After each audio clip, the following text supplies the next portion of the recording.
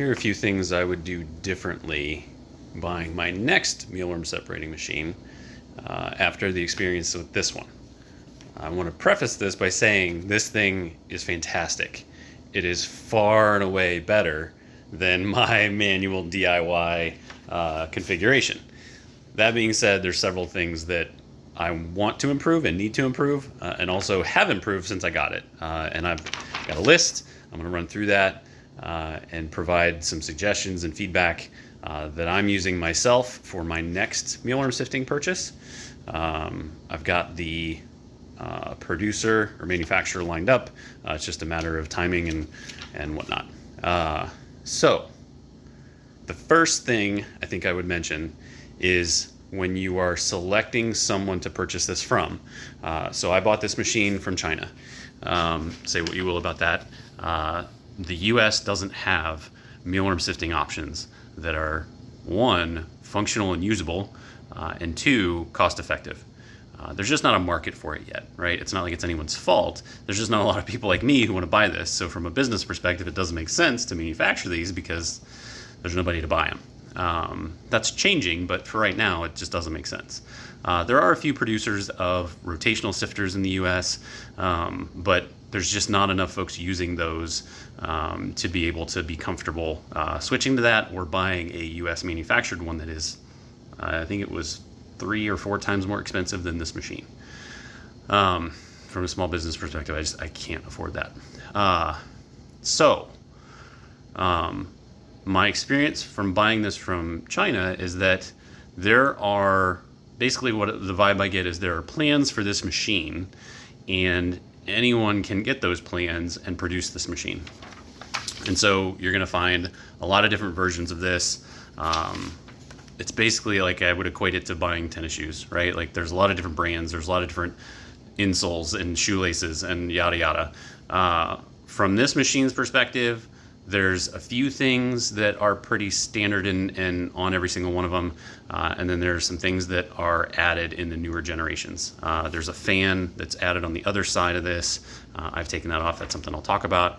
And then there's a pupa sifter on top. Those are the things you're looking for to get the most recent version of this product. You want the pupa sifting from the top, and you want the dust collection from the machine. You also want the enclosed one. So you can see like this is a box, right? The bottom is open. It allows the air to come in and go through. I think that might be better if it was closed, but that's just me. So when you are looking at these, I got mine off of Alibaba, and what I would suggest is that there's a lot of manufacturers. Don't go for the cheapest option. Don't go for the most expensive. That's my personal opinion.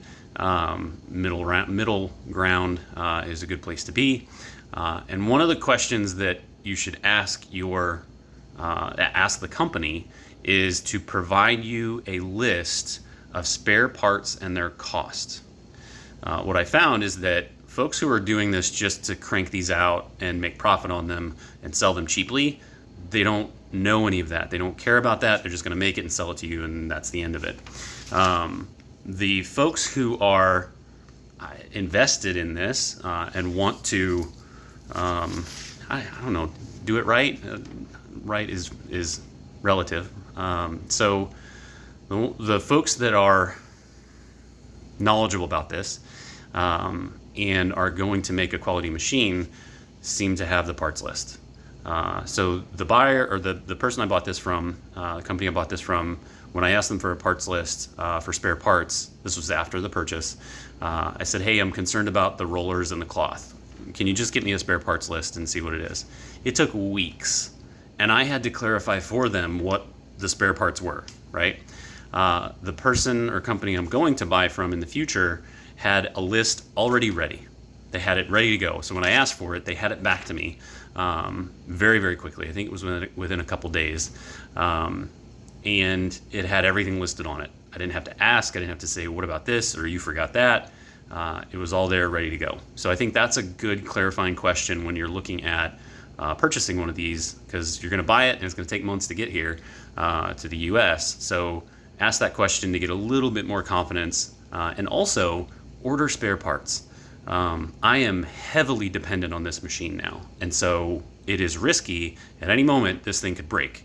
It could throw a belt, it could flip a switch, it could, something could break, and I'm in trouble. And so that's a business risk for me. I need to tackle that by, honestly, I'm just going to get a whole nother machine with additional spare parts, and go that way. But that's just my personal take on how I'm going to tackle that. But ask the supplier a lot of questions. Chat with them, ask them questions around, like what mesh do they put in it by default? What size sifting screens and plates do they put in? And you can tailor that. You should be able to say, well, I want a different size sifting mesh plate underneath for my large mealworms. I want this instead of that. And they should be able to adjust and accommodate to that. If they don't, or if they say they won't, that to me is not necessarily a red flag, but just this is a buy it and forget it scenario, right? You're going to get it cheap. You're not going to get any bells and whistles or functionality that you might need. And it's not going to be super, super awesome. So next topic. I mentioned dust control. I'll talk about that. Finer mesh, brushes, and spare parts. Let's talk about dust control because I feel like that's a pretty big one. That's one of the big advantages to this machine versus older models is that it's all enclosed except for the bottom, I think to just help allow that airflow.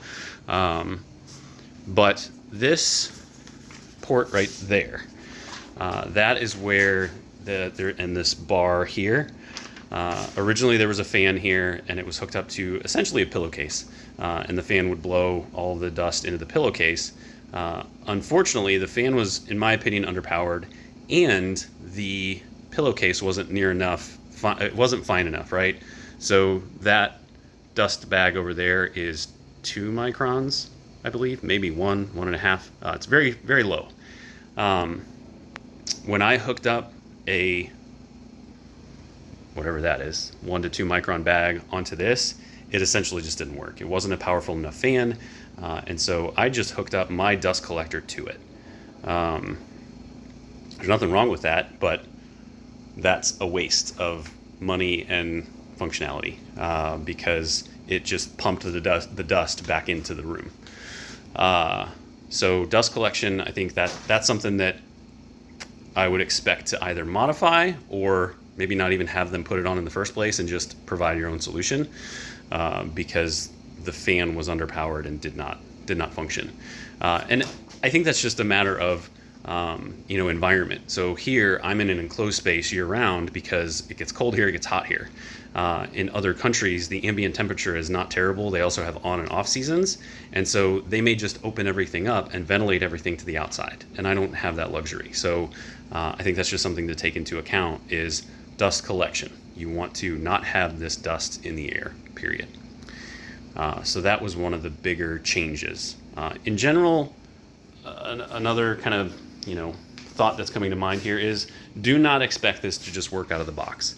You need to be able to use drills, use saws, use tools to get into this thing and modify, change, repair, etc. If that's not in your skill set, add that into an expense and find somebody who does have that skill set because this thing just doesn't work out of the box. You're going to have changes, you're going to have challenges. So that's the dust control. So we hit that one. Let's talk about some stuff on the inside. From a safety perspective, little dicey. You can see right there all the wiring and stuff. And then there's moving pieces in here. So that needs a little bit better protection in my opinion. And actually, you can't see it, but further down that way, that's the wiring that runs to that fan that used to be there. It actually shorted out. It rubbed enough on something moving in there that it shorted itself out. So be mindful of that in there. See if they can cover that in some way to make it safer. Even if they say, we haven't had that problem, yada yada, push for it, see what they'll do. But as you can see, like all of this in here, any one of those switches could go out, any one of those things could short circuit, etc. And so you're going to have to be able to adjust that or get somebody who can. This is not just plug and play. While we're down here, let's talk about, see this chain? There's a chain going through here that runs the rollers on the right side there. The rollers are going to need constant tensioning. Unfortunately, the chain on this is maxed out. It's as tight as it can get. And so I cannot tighten the rollers more. So one modification I'm going to need to make here is to put a bigger chain on there and a chain tensioner. I have the materials. A very kind human, a couple kind humans, commented on my issue several videos ago about this machine and suggested a longer chain and a chain tensioner because these cloths will continue to stretch. And so if I were to move forward with that, and I've talked about why I'm not in previous videos, but if I were to move forward with that, I would get a bigger, longer chain, more links, and mount a tensioner so that I could tighten these over time. Because right now, they are not tight enough. And what that results in is these brushes. So there's brushes right here that run the length of these. There's two of these in here, two different levels. And these brushes are not tight in the middle, and so they sag. These things sag a little bit, and the mealworms can get under these brushes and get out. And so that's why I have this white and taped down piece here. It's a moat to basically collect the mealworms that fall through because these things aren't tight enough. Now my long-term plan, and really I'm going to try to do it in the next 2 weeks, is to remove these. The intent of these is to allow the inactive worm exit. But the goal is to get the pupa to fall off, any dead worms to fall off, and any inactive that are going to pupate very soon. That's what the goal of this is. And that's great. It's just not a problem I have. It complicates the machine. These will break over time. They have to be tightened. They have to be maintained. These brushes will wear over time. And so because I don't have a lot of die-off and I sort the pupa at the top, this is unnecessary. So I'm just going to remove these. I won't need that chain anymore. Another link in the chain of maintenance and potential risk to this machine going down goes away. And I'm basically going to put a slide in from the other side of the machine to this side. And I've talked about that idea in a recent video. I've got the concept and the measurements. I just need to make it happen, basically. I left my list over here. So that's the inside, that's the chain. I think that's everything from a internal perspective. Let's talk about the mesh scenario and the sifting plates. So on the inside of this machine, the first thing that happens, I replaced their pupa sifter. It wasn't the right size for my colony. That's the other thing, and it ties into the sifting of sizes as well.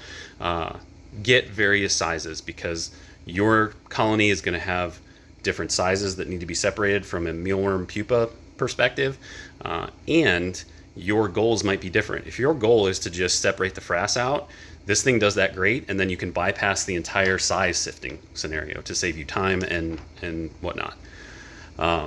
So my solution for this was to get rid of their pupa sifter that was in here that I think was 3 millimeters in width, maybe 3.5, and I just replaced it with what I used before, which was just a mesh, a 1/8 inch mesh to stop all the pupa from even getting into the sifter. And then it goes down and starts sifting the frass from this corner all the way to the other side.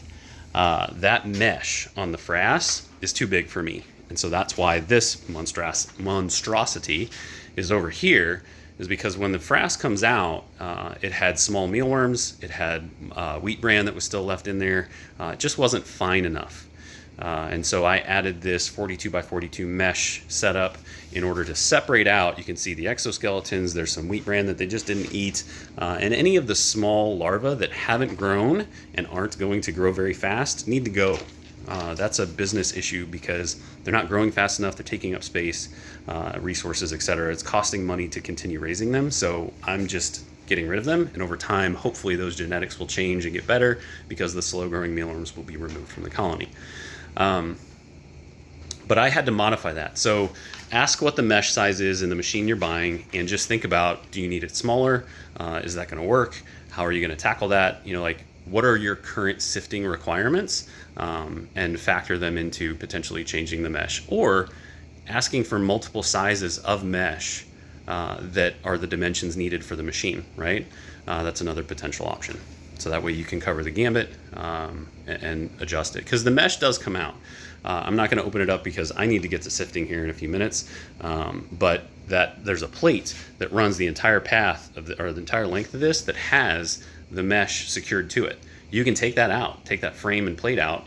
It's not really a plate, it's more of a frame. You can take that out, replace the mesh and the frame with something different, different frame, different mesh, and you'd be okay. Like, you can swap it, but proactively ask them to just build it for you, include it in the package, so that you've got it. You don't have to worry about doing it after the fact.